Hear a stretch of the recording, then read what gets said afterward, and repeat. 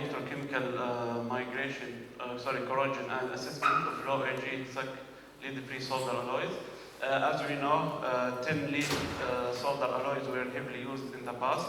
However, due to restriction of hazardous substance, the usage of lead is prohibited and is not valid anymore.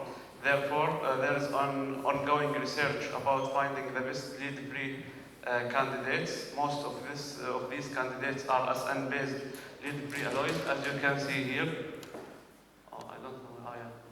This is, and of course, for the best candidate, it should be optimized their reliability aspects. For example, mechanical, physical, and electrochemical properties should be met. Unfortunately, in general, it has been found that lead-free alloys are more susceptible to corrosion than lead-containing alloys. And among these candidates, it has been found that from different reliability aspects that SAC 305, SNAGCU solder alloys, and in general and in particular SAC 305 exhibit favorable attributes such as good solderability, mechanical strength, and thermal reliability. However, from the corrosion perspective, SAC alloy is kind of incorporation AG and CU into SN. So these will form AG3SN and CU6 SN5 intermetal compounds.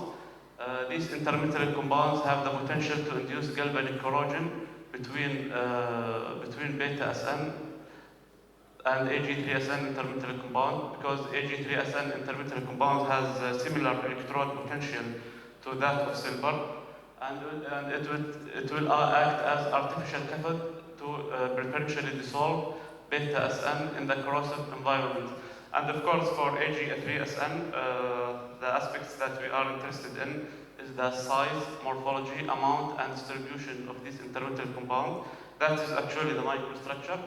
These microstructure aspects interact with each other to affect the cathodic to anodic ratio, localized galvanic cell, and these features affect the corrosion resistance of SAC alloy. And of course, when AG3SN and beta SN comes into contact in microstructure, in the presence of chloride, this will accelerate the possibility of inducing galvanic corrosion. So it seems that we need to develop more corrosion-resistant SAC alloys. If you dive into the literature corrosion of SAC alloy, you can see that there are too many methods are already implemented to do so. All of these methods target the microstructure refinement of SAC alloys. The first one and the most common one is that to append the alloy with more additives. These additives can be alloying elements, can be nanoparticles. Second one, controlling the cooling process. We know that cooling rate during solidification highly affect the microstructure.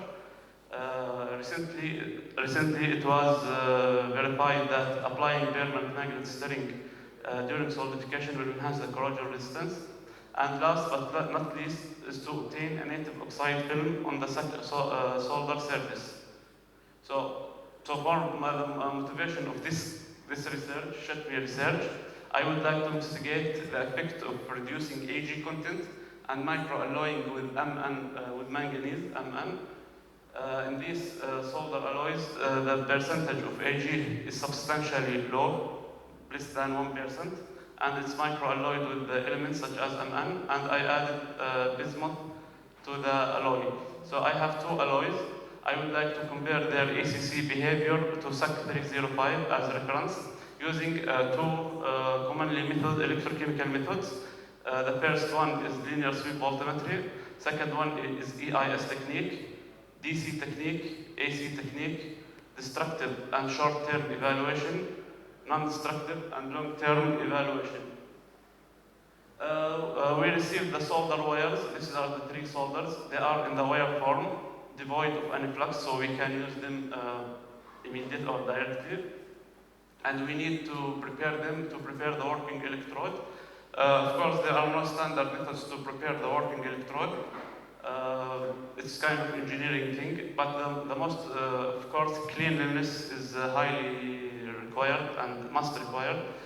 and we embedded and we need a well-defined exposed surface area to the solution or to the corrosive environment. So therefore, we embedded the wires into a glass tube with filling epoxy to isolate the solder wire and keep this here. If you zoom in, you find such a thing. Like here, we find the exposed surface area. Since we have 1 millimeter diameter, so pi r square 0.5 will give us the exposed surface area. This value is important and must be equal for all of these solders. And of course, before conducting any electrochemical method, we need to polish to obtain as smooth as possible working electrode. We use silicon carbide ranging from 400 to 4000. We have two main methods. First one is linear sweep voltammetry. As the name implies, voltammetry, we apply potential and we measure current. We have three alloys, 3 electrode cell configuration. The sample as the working electrode, saturated calamoid electrode as the reference electrode, and platinum sheet acted as counter electrode. In linear sweep voltammetry, we applied potential range from initial value to final value, and this range is swept linearly, 10 millivolts per minute. It means that we are going from this value to this value, 10 millivolts per minute. And of course, before doing the measurement, we need to immerse the cell in the electrolyte to stabilize it. And for reproducibility, which is the major concern in the corrosion studies, we implemented 5 tests per each alloy, so we have 15 in total. This is for short term. For EIS, we implemented open circuit potential and EIS sequence. This is one sequence, and we repeat this sequence for 3 days or 72-hour test. This is for same alloys. In this test, we impede the system by very low sinusoidal signal voltage, which is here 10 millivolts, and the cell is swept usually from high frequency to low frequency, from 100 kilohertz to 10 millihertz. This is the result of the linear sweep voltammetry. Actually, we applied a potential range in a way that it illustrates all the corrosion stages. For example, here is the cathodic polarization. Here is the anodic polarization. This is the illustrative, for illustrative purpose, how we extract these parameters. This is called corrosion parameters, or parameters that returned from the linear sweep voltammetry. Here, this is called TAFL extrapolation, E-core and I-core. And here is the E-break, which is the value that the film or the film that will be breaking. So this is E-core. As you can see, E-core shifts toward more noble values with microalloying and reducing Ag content, suggested lower tendency to corrosion. I-core is extremely small, to the 10 to the power minus 7, in order 10 to the power minus 7, which is typical for passive alloys. And E-break, the same can be said for E-core. It can shift it toward more noble values, although that here maybe there will be insignificant difference between both. So for evaluation of linear sweep voltammetry, it's highly recommended to use I-core. Actually, the main difference between E-core and I-core, that E-core represents the corrosion in thermodynamics, I-core represents the corrosion in kinetics. In other words, E-core represents the possibility of corrosion, I-core represents the degree of corrosion. As you can see here is the I-core value. This suggests insignificant difference, although that this seems a bit higher than those, but the range is very low, 10 to the power minus 7. This is Stern-Gary equation used in general to find the corrosion rate. Yeah, but I think here should be reversed. No worries, but once you know I-core, and once you know this is called anodic slope, and this is called cathodic slope. So once you know I-core, beta anodic cathodic slope and anodic slope, you can find polarization resistance. and the corrosion rate is reciprocal to the corrosion rate. But of course, this formula is so simple and lose the validity in case of the native formed oxide film that will be formed in the air after the polishing. And it's the reason for why we have very low I-core values. So we cannot apply this and have very low corrosion. So if we apply this, we will have very low corrosion rate, but this is not be invalid.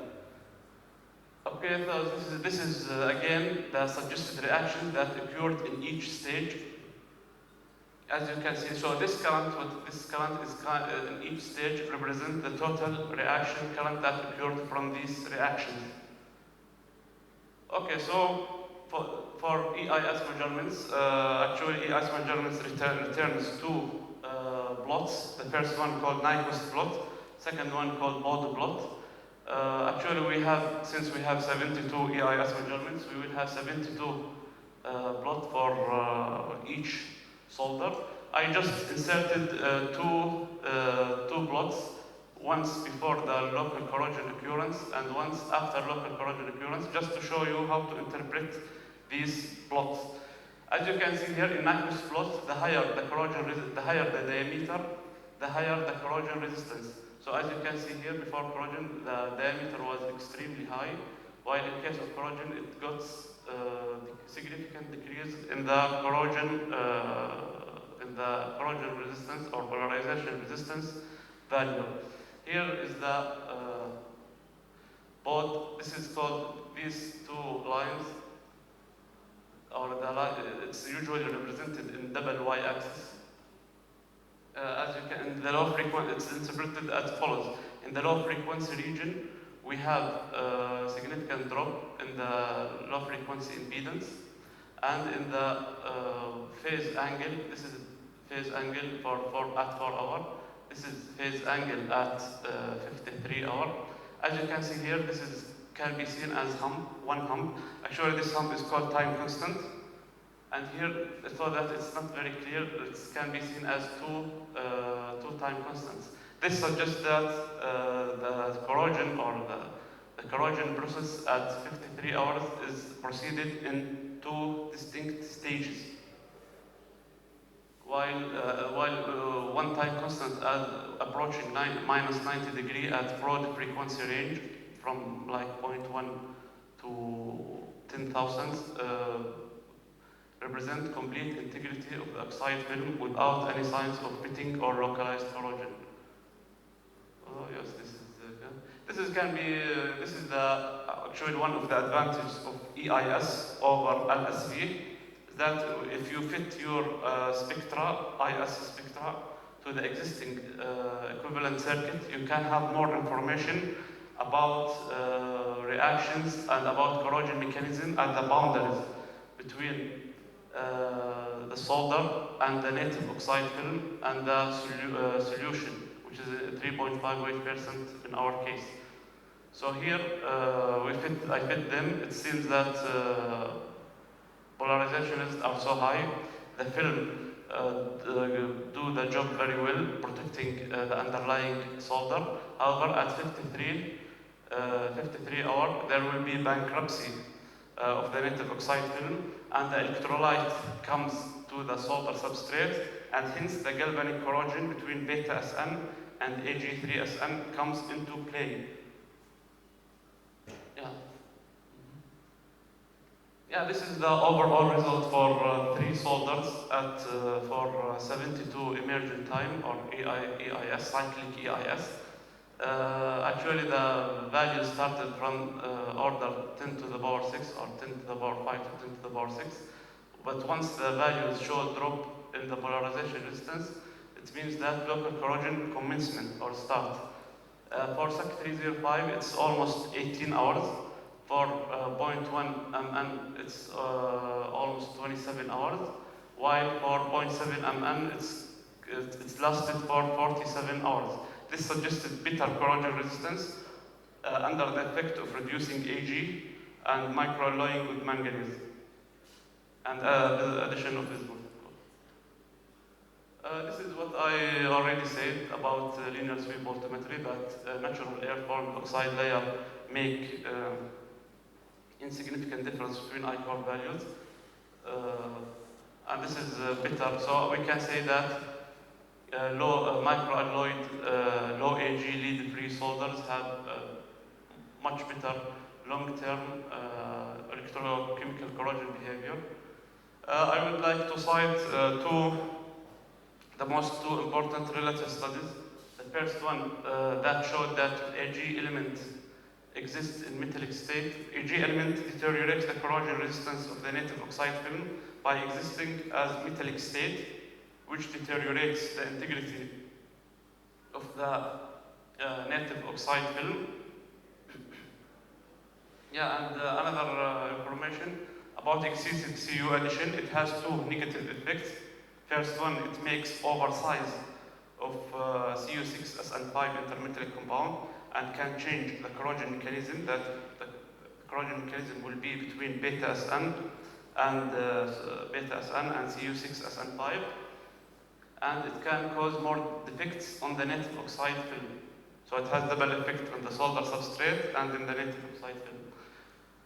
As you can see in my study, the surface analysis technique was completely missed. However, based on the previous observations in the literature, I'm going to do this future work.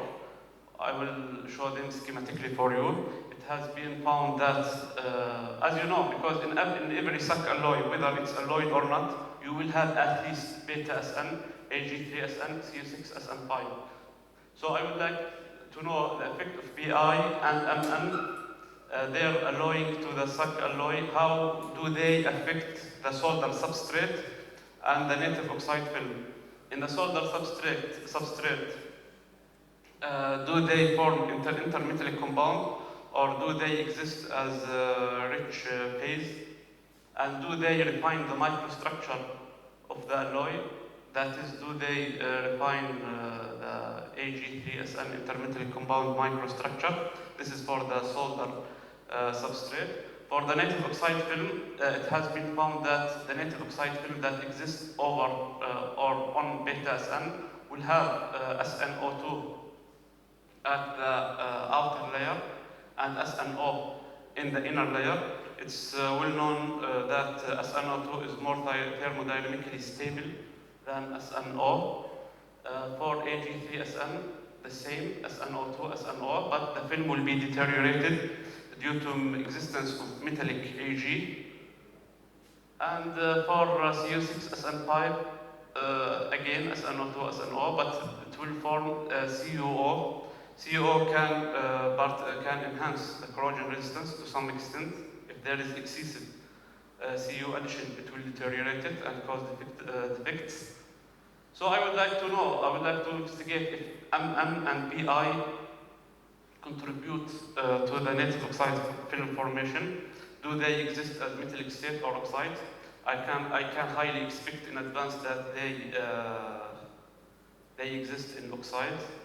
But another question that I would like to know, how they integrate within the oxides, within the film. Do the oxides contribute more than lowering of Ag content to the integrity of the native oxide film?